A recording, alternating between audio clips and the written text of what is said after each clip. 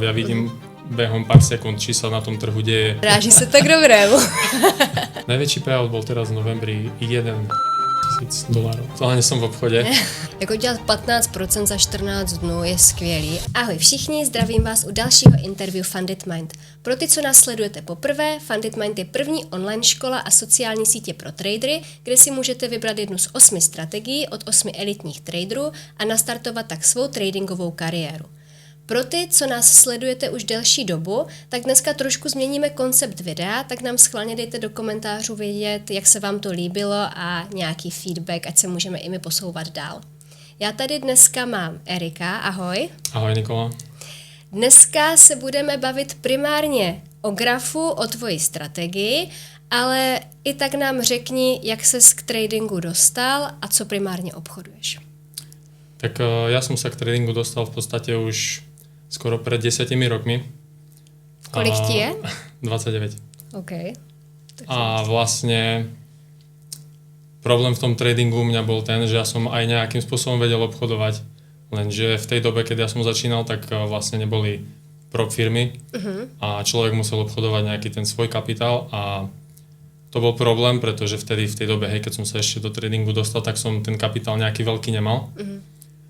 A vlastne človek, že by si vybudoval z nejakej malej sumy nejaký veľký kapitál, tak musí byť strašne dobrý trader, že by to vlastne vyškaloval ten účet na takú sumu, že už môže kvázi zvolniť a nejak si tradovať, hej. Čiže ja som stále narazil na nejaký problém, že ja som dokázal ten účet vlastne vyobchodovať na, dajme tomu, z 1,000 eur na nejakých 5-6 tisíc, hej. Okay. A potom som stále spadol, lebo vlastne som strašne agresívne obchodoval, pretože som sa snažil dostať na tú vyššiu sumu, hej. Čiže tam tým pádom prišli nejaké obdobie, kedy ja som vlastne si vravel, že proste, že to nemá zmysel, hej, lebo dajme tomu som z tých 5,000 spadol naspäť na tú 1,000 a si vravím, že dal som tomu 3-4 mesiace, hej, a som vlastne na tom, na čom som začal, tak som si vlastne povedal, že či to má zmysel, hej, sa tomu akože takto venovať, takže tam boli z mojej strany tie pauzy. No a teraz pred asi 3 rokmi som sa k tomu vrátil skrz to, že som videl, jak všetci proste na Instagrame, čo som sledoval, alebo takto nejakí tí tradery začali zdieľať, že proste, že pro-firm trading, že vlastne, že to funguje, hej, že tie payouty im chodia. Tak pred 3 rokmi som sa vlastne vrátil a celú tú moju stratégiu, alebo ten spôsob, akým obchodujem, som vlastne prispôsobil na to obchodovanie na tých pro-firm účtoch. A ty obchoduješ CFD futures, nebo... Ja obchodujem CFD. Primárne CFD, pretože vlastne pro firma na ten inštrument, ktorý ja obchodujem hlavne, ktorý je DAX, ani nie. Sa mi zdá, že ani nie, alebo aspoň ja o nej neviem zatiaľ. A obchoduješ jenom čiste DAX? Primárne DAX. DAX som obchodoval v podstate celý tých 10 rokov, keď som sa venoval obchodovaniu, som sa sústredil na DAX hlavne kvôli tomu, lebo DAX mi príde zo všetkých tých párov alebo tých inštrumentov najlepší skrz to, že je najviac volatilný o nejakej 9. 10. hej do obedu. Čiže vlastne ty sadneš za graf o 9. pozrieš si, hej, akože nejaké obchody si tam dáš a vlastne už ani nemá zmysel nejak po obede tam niečo hľadať, keď tam do obedu už nič nebolo a tým pádom vieš zavrieť počítač, mať odobchodované do obedu a máš tým pádom zvyšok dňa na nejaké vlastné aktivity. Čiže pre mňa z toho hľadiska bol DAX akože zaujímavý. A když už si byl teda jak úspěšný trader, tak proč Funded Mind? Došiel som do nejakých období na tých profirm účtoch, alebo celkovo aj ten môj trading má nejaké obdobia, kedy vlastne sa mi na tom DAXe nedarilo konzistentne proste vyberať tie payouty a triafal som nejaké týždne, kedy som vlastne kedy som nedošiel k tomu payoutu a už som si nejak povedal, že OK, že proste, že takto to fungovať nebude, keď sa chcem časom posunúť na full-time tradera. Čiže som si povedal, že treba troška nejak sa posunúť, buď pridať nejaký ďalší inštrument, alebo nejaký coaching od niekoho, hej, že mi vlastne pomôže, že ma vlastne usmerní v tom. Lebo ja som dovtedy skúšal tú stratégiu, ktorú obchodujem aj na zlato, Nasdaq, alebo USD/JPY, čo sú vlastne tiež dosť volatilné trhy a ona tam vôbec nefungovala, hej, čiže vlastne ja som išiel do Funded Mind skrz to, že sa tam vlastne priučím nejakému ďalšiemu symbolu, napríklad jak Sony obchoduje zlato, alebo od Olivera, že že sa naučím na Nasdaqu obchodovať. Teďka v aktuální situaci ti přijde strategie nejblíž Sunny nebo Oliverovi nebo komu? Vieš čo, ja som potom sa prihlásil akože do toho Fund and Mind. Som si nejak tak pozrel, akým spôsobom asi obchoduje Oliver, on tam má akože vysvetľuje, hej, aj Sunny takisto. A som prišiel na to, že to sú úplne majú iný pohľad na to zlato alebo na ten Nasdaq. Asi vravím, že možno, že aj ja, ten spôsob, akým ja obchodujem, že možno, že to nefunguje tak na zlate, hej. Čiže vlastne ja som si povedal, že idem vyskúšať sa na to zlato pozrieť mojou stratégiou, ale skúsim meniť tie pohľady na tie zóny, na ktoré sa pozerám, hej. A zrazu sa stala proste jedna zaujímavá vec, že asi 2 týždne potom, čo som sa prihlásil a čo ma toto napadlo, tak vlastne som si zbacktestoval zlato a som prišiel na to, že keď to skoro opačne obchodujem jak DAX, takže vlastne, že to funguje, hej. OK. Čiže aktuálne som vo Fund and Mind zameraný na psychológiu od Ondreja Malého, toto sledujem. A ty si říkal, že obchoduješ ráno od 9, což je Londýn. Áno. Jak to zvládáš s prací? Tak ten môj trading sa delí na nejaké 2 obdobia, hej. Pretože ja pracujem takým spôsobom, že ja vlastne idem na nejaké 3 týždne do Dánska, odrobím si nejaké hodiny, hej, makáme tam akože celkom dlhé dni. A vlastne potom ja príjem na nejaké 2 týždne domov a mám 2 až 3 týždne mám voľno, že nemám nič, hej. Čiže vtedy som úplne, že proste na 100% v tých grafoch a viem to sledovať, hej, nepretržite. A keď som v práci, tak si vlastne večer spravím nejakú analýzu, určím si tam nejaké zóny, ktoré vlastne ktoré môžu pre mňa znamenať, že ten trh bude padať alebo že bude rásť, hej. A vravím, stačí okolo tej 9. sa občas pozrieť na ten telefón a človek, ja už po tých 10 rokoch už tam nepotrebujem pozerať minútu na ten graf, ja vidím behom pár sekúnd, či sa na tom trhu deje niečo zaujímavé pre mňa vstúpiť, alebo neobchodujem. Hej. Snažím sa tomu hlavne akože vyhýbať, že uzatvárať aj skôr tie zisky, aj znižovať to riziko, keď vlastne neviem sledovať ten trh nepretržite. Ty jsi ještě říkal, že si zkoušel tu strategii backtestovat na zlatě a vyšla ti přesně naopak.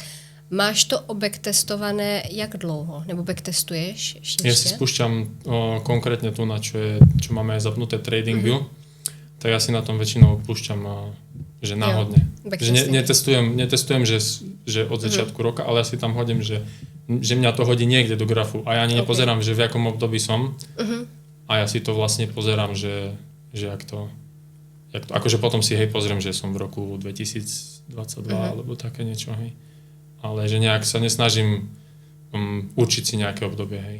Ale keď už vidím, že vlastne 2-3 mesiace v tom trhu mám zbacktestované a vlastne, že už to šlape, tak už sa snažím vlastne aj v tom tradingu, ktorý mám behom dňa, tie veci potom obchodovať takým spôsobom. Když si děláš analýzu, od jakého timeframeu, ty si říkal, že obchoduješ nebo máš tam 5minutovku, děláš si analýzy i z vyšších timeframeů, nebo vstupuješ na to? Áno, aj z vyšších timeframeů.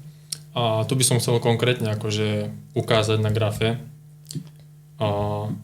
Ja používam akože včerajší market profile na nejaké určenie, hej, tu je point of control.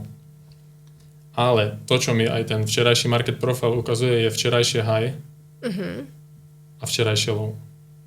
Aha, dobře. Čiže to je vec, ktorú si nemusím značiť, ale už je to vec z vyššieho timeframeu, ktorú tam vidím, hej.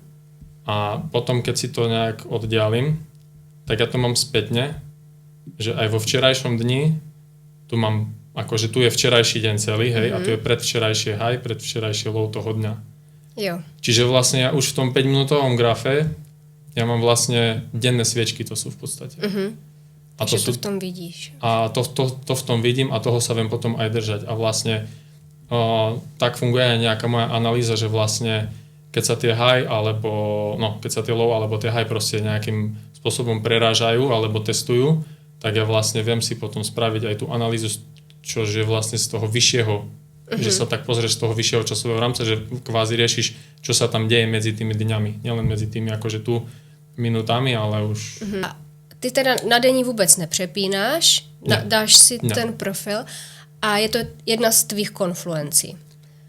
Je to jedna z mojich konfluencií, hej, tu napríklad vidíš, že včerajší, teda predvčerajší toto je, hej, market profile bol proste silno prerazený už počas azijskej session, hej, a vrátil sa len kvázi pre nejaký test, čiže to je veľmi akože silný trendový signál,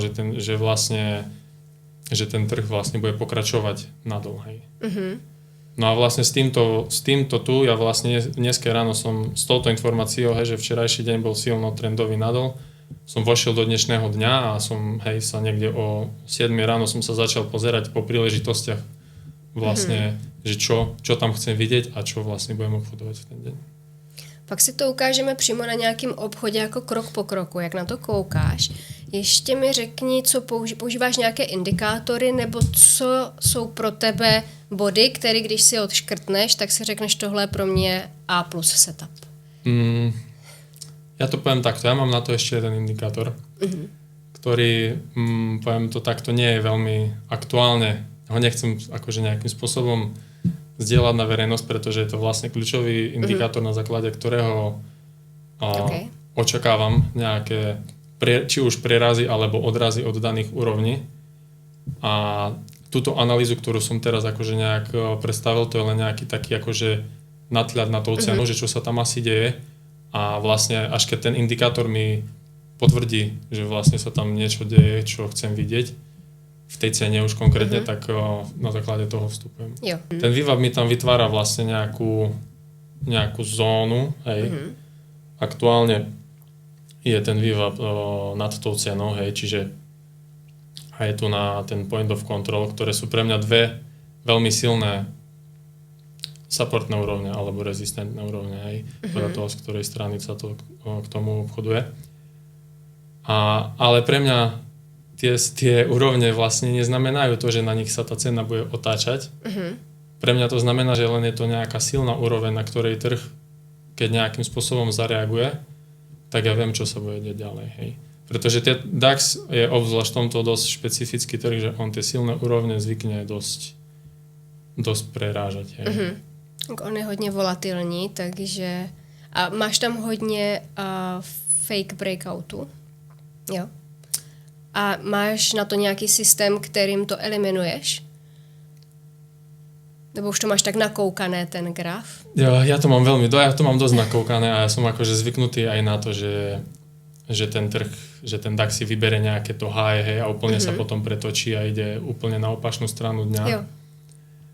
Ale vravím, ja tam mám k tomu ešte tú svoju ešte ten vstupnú analýzu, ktorá mi vlastne dopomôže k tomu sa rozhodnúť, že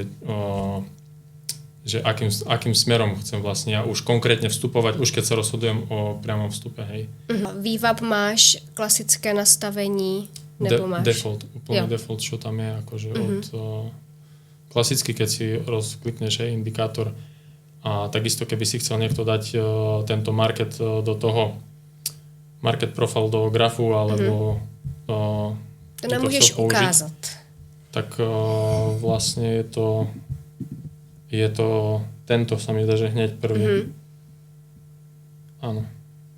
A on ti spraví tých denných profilov 10 dní spätne, hej. To udial Čiže ty vlastne a môžeš si nastaviť, ten profil sa dá nastaviť aj mesačný, aj týždenný, ale ja používam ten denný, hej, lebo ja obchodujem tak, že v rámci dňa a do obede, alebo už večer chcem mať všetko zatvorené.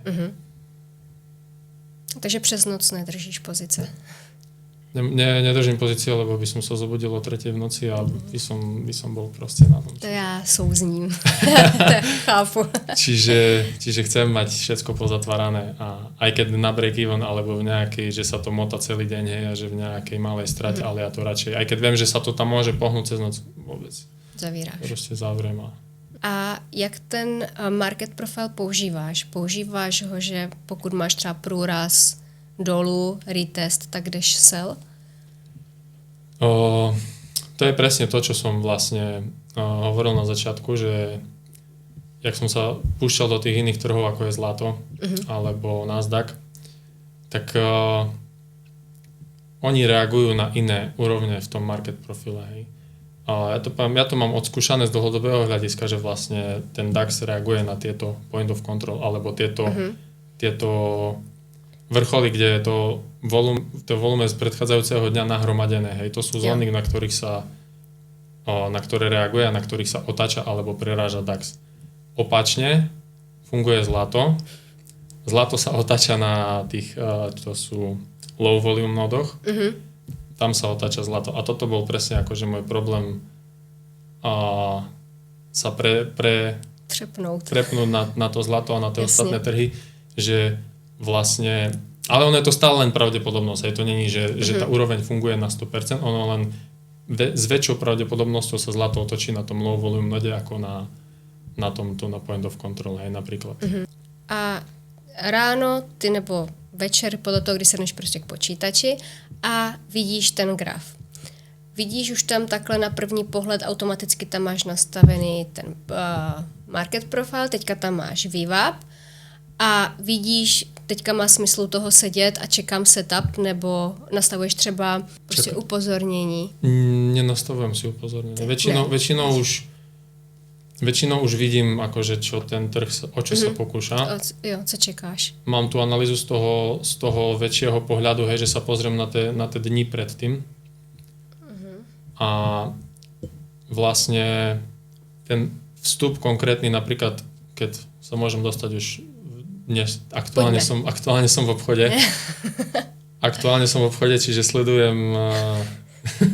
Ty máš výhodu, víš, že to nenatáčíme o víkendu, že teďka funguje, jakože to jedeme live vlastně. Hej. Takže ty se můžeš koukat, ale zatím je to dobrý.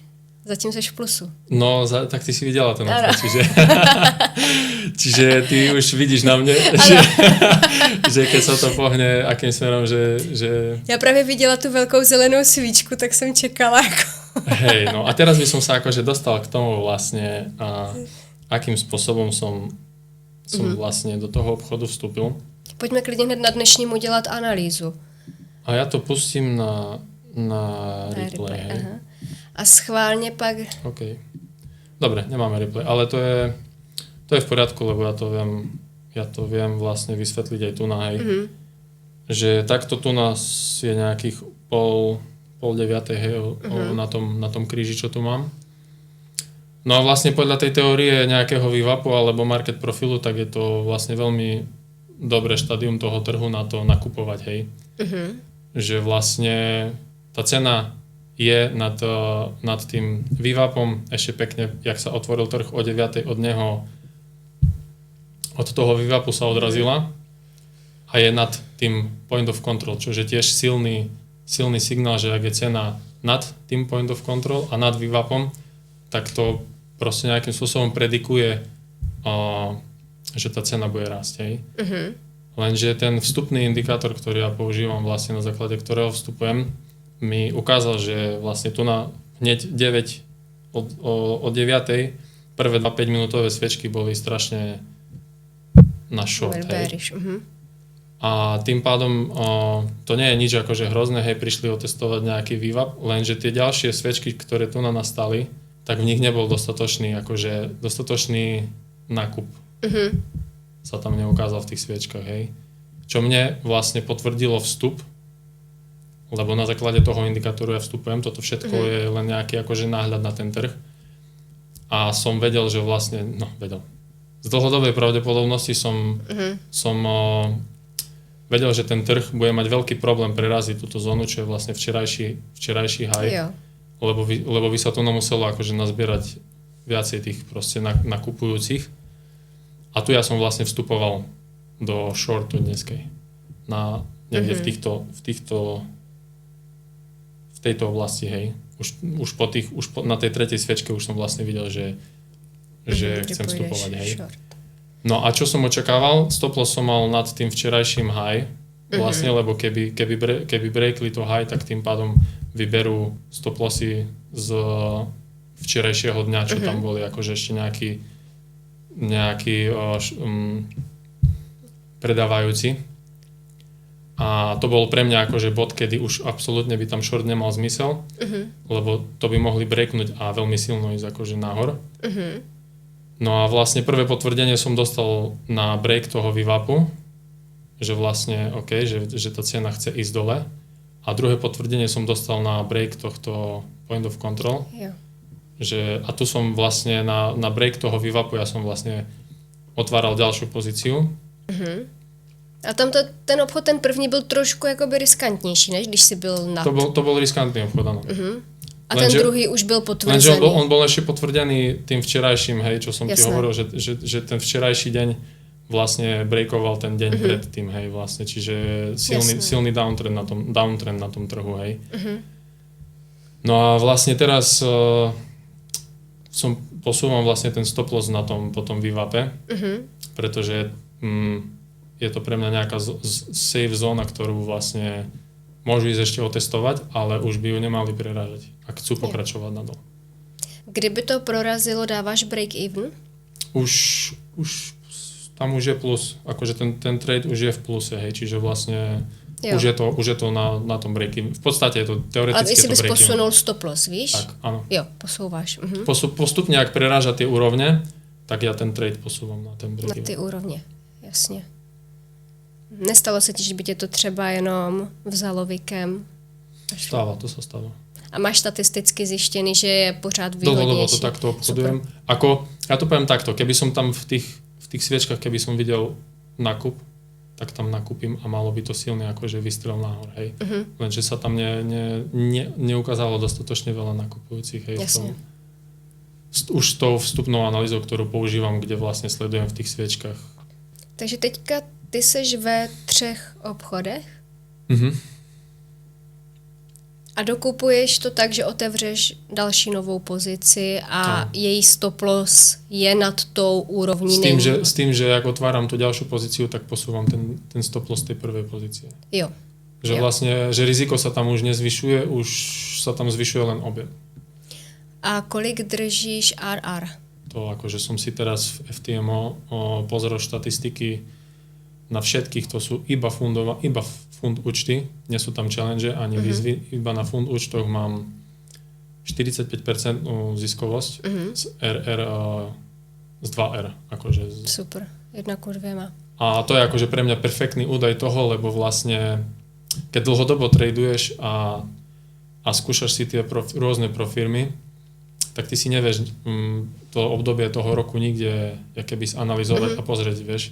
Čiže vlastne mne to teraz poskytlo obrovský akože údaj o tom, že kde vlastne je môj trading toho roku, že aké sú tie čísla a na čom vlastne musím pracovať.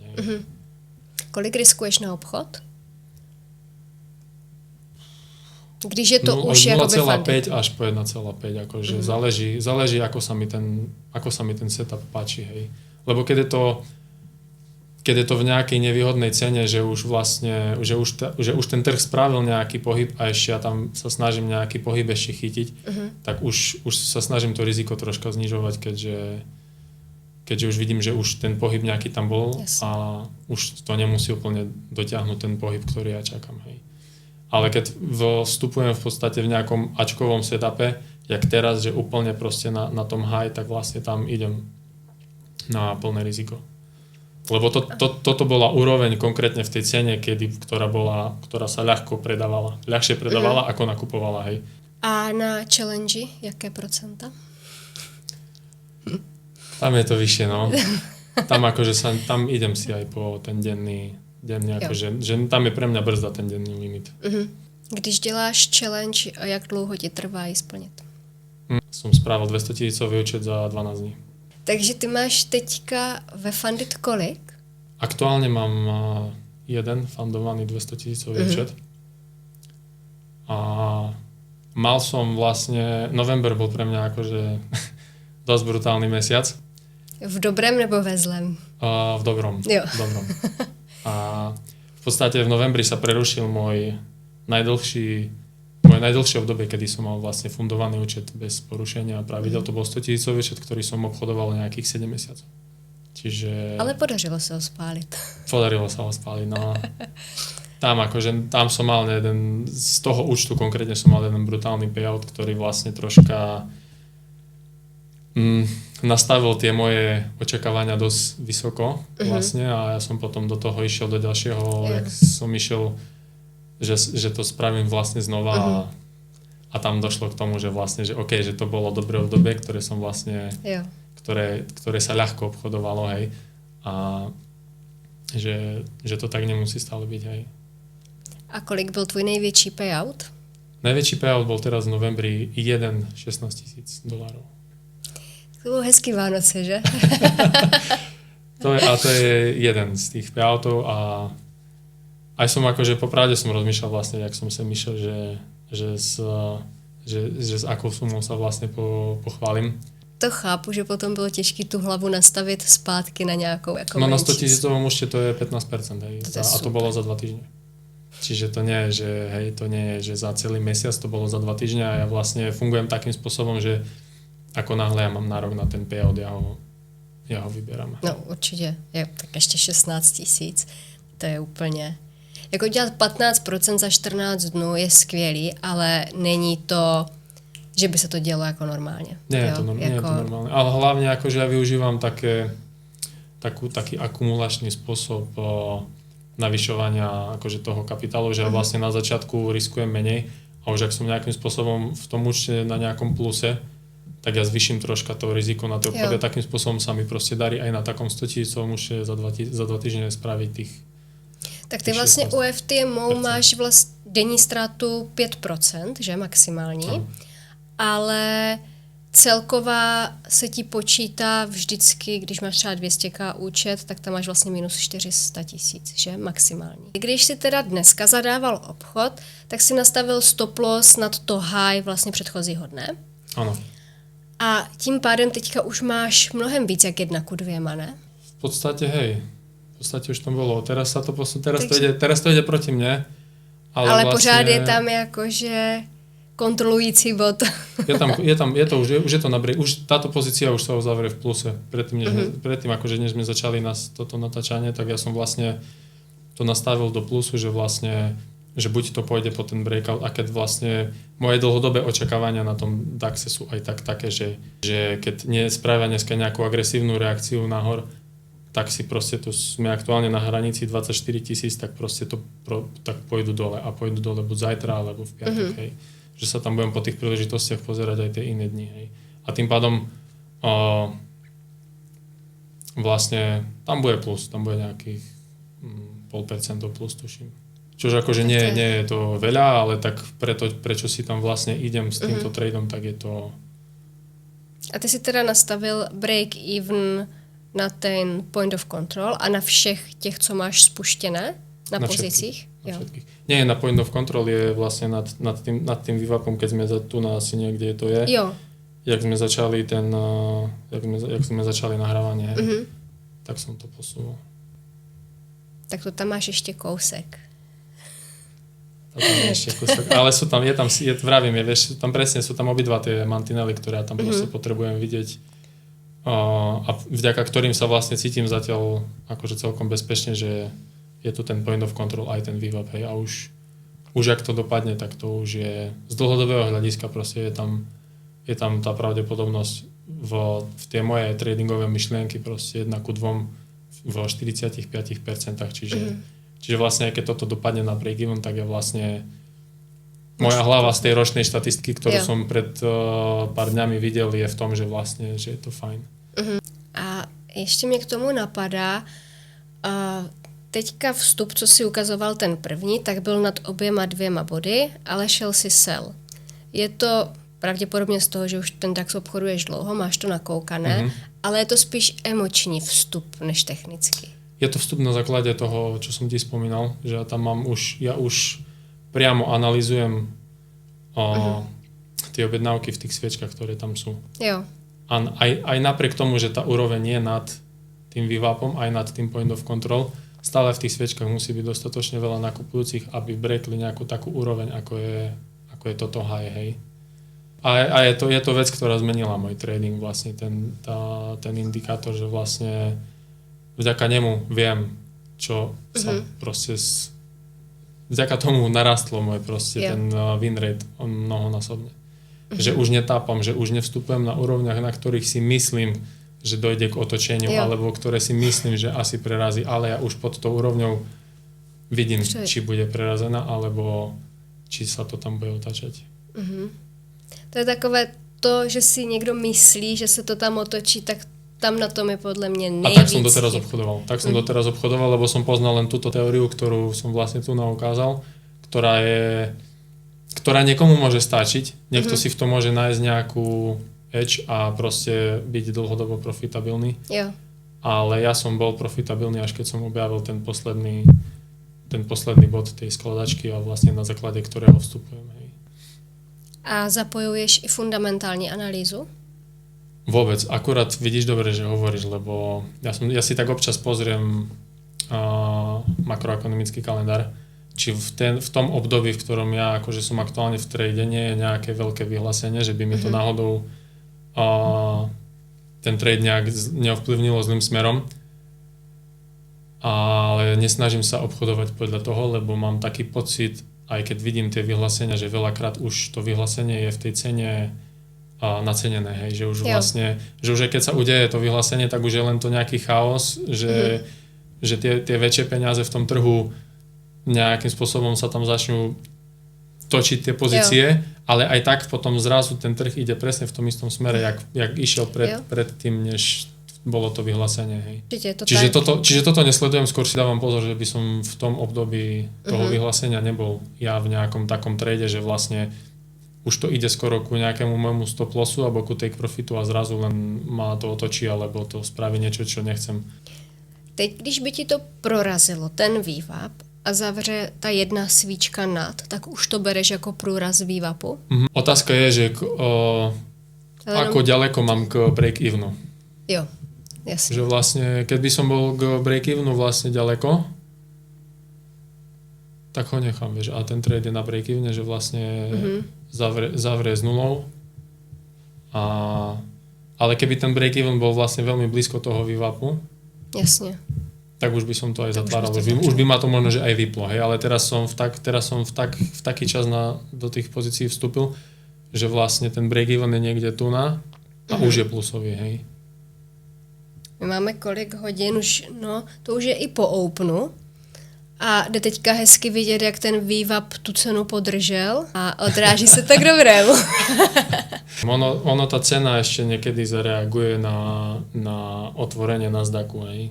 Že vlastne niekedy nepriamo a niekedy priamo o tejto hodine proste, keď by som sa pozrel na Nasdaq, tak vlastne keď Nasdaq bude letieť dole, tak to bude proste pozitívny signál tiež pre ten nemecký akciový index, že by mal ísť tiež dole. Ale nie je to pravidlo, je to len akože nejaký taký, čo som si teraz akože nejak tak posledné obdobie všimol, že tie trhy nejakým spôsobom v tom čase, ak sa ten Nasdaq otvorí, tak sa nejak snažia jeden druhý dobíjať. Ty víš nějak třeba statisticky, jestli máš úspěšnější bájové nebo selové obchody? Toto by možno, že by som vedel v FTM pozrieť. Jo, že tam by ti to ukázalo. Ale toto som nepozeral. Ešte jeden taký koncept, ktorý som vlastne si všimol na tom trhu a vlastne ono to vychádza aj z toho market profilu, je napríklad, že keď máš takto nejakým spôsobom takýto pohyb nahor a v tom pohybe je jedna červená sviečka opačná, tak je to vlastne silný support alebo resist pre tú cenu a to veľmi dobre funguje na tom DAXe a vlastne ja som tak na začiatku aj obchodoval, že ja som si tak hľadal úrovne, že keď v tomto tu na zelenom, v týchto troch zelených sviečkach som vlastne išiel po timeframe dole, povedať je vlastne, že je to, že od tej úrovni vieš očakávať nejaký nárast tej ceny, hej. Alebo nejakú reakciu, alebo nejaký break, hej. Jasne. A tie úrovne vieš na DAXe nájsť už aj na hodinovke, na tom, lenže tam je tá teória taká, že to proste musí byť čistý trend, jak je, tu na to je pekne vidieť, to som to spomenul, že ten pohyb je čistý nahor, ale je tam jedna tá sviečka. A ona je zrovna i na psychologické úrovni, že? Na T24, kolem T24 je zrovna. Tak. Čiže vlastne toto, a to je vychádza aj z tej teórie toho market profilu, že vlastne tu tu nastala nejaká reakcia, ktorá zabrzdila ten trend na chvíľu, hej. Čiže vlastne sa dá očakávať opačne v tom istom smere, že z toho denného grafu, že vlastne, že tá reakcia bude v tom druhom smere, hej.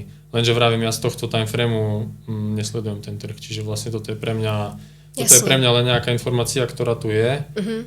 To je práve, čo som zmiňovala. Ja mám analýzu otestovanú z týchto timeframeov, jak tu obchodujem, čiže vlastne toho sa držíme.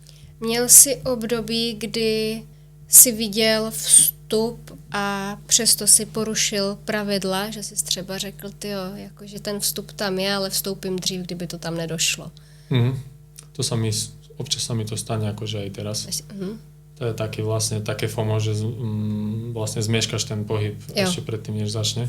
Ono sa mi to deje hlavne skrz toho, že ja používam ten indikátor na ten vstup a keď mi tam naznačí, že sa tam strašne začalo nakupovať, tak ja proste nemám na výber, hej. Jasne. Lebo tá cena už nedojde k nejakej úrovni zaujímavej na vstup. Jak sa tam začne silno nakupovať, tak ja proste musím vstupovať, lebo tá cena už nepôjde dole, hej. Akože to zase není, že už tak je, ale z tej pravdepodobnosti vlastne viem, že musím vstúpiť.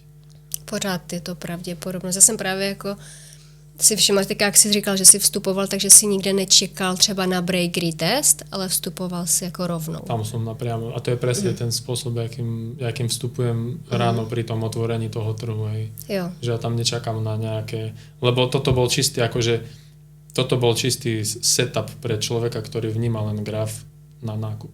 Perfektne na nákup, lebo cena prišla otestovať, nakupujem. Hej. A podľa mňa by chytil nejaký pohyb, ten človek by to dal na break-even, nebol by stratový, lebo proste by to už vedel posúvať na break-even z toho, ale nechytil by žiaden nejaký taký zaujímavý pohyb, že ten break, hej. Hele, skvělý, takže vidíš, my když jsme měli teďka rozhovor, tak ani tě to nevyplo na break-evenu a jenom tě to napíná. Takže ono to počkalo a teďka už to poletí dobrým směrem. Tak to poviem. Aktuálne to spravilo presne takú reakciu, akú chcem vidieť. Jak som ti vravel, že reakcia od toho vývapu. Ešte to má ďaleko k tomu, že by to prirazilo tieto sviečky, čo tam boli tam predtým. Tam je silná zóna hodne. No. Ale vravím, celý ten trade sa zakladá na tom, že nad touto úrovňou zo včerajšieho dňa bolo kopec stop lossov. A ja osobne si myslím, že tam nie sú len stop lossy, ja si myslím, že tam sú aj ľudia, ktorí trafili tento trade už z dlhodobého hľadiska, tak na tejto úrovni mali nejaký take profit posledný, že keď sa to otočí proti nim. Čiže tým, že túto zónu neotestovali alebo neprerazili, tak vlastne neohrozili až tak tých ľudí, ktorí predávali. Čiže vlastne tá cena je tým dosť silno podporená. Hej. Ale zase, jak sme si všimli, proste je to na tých 24 tisícoch na tej dosť silnej úrovni, ale ja očakávam, že tá cena pôjde pod ňu. No skvělý. Takže já budu držet pěstí, ať to dojde do take profitu. Schválně potom v komentářích už to potom poběží, jestli ti to tam došlo. Ještě nám řekni, kde máš nastavený take profit. Vieš čo, take profit som si nastavoval z tej teórie, čo som ti hovoril o tých pohyboch v tých sviečkách. A ja očakávam, že to pôjde. Vidíš, tu máš tento zelený pohyb. Jo.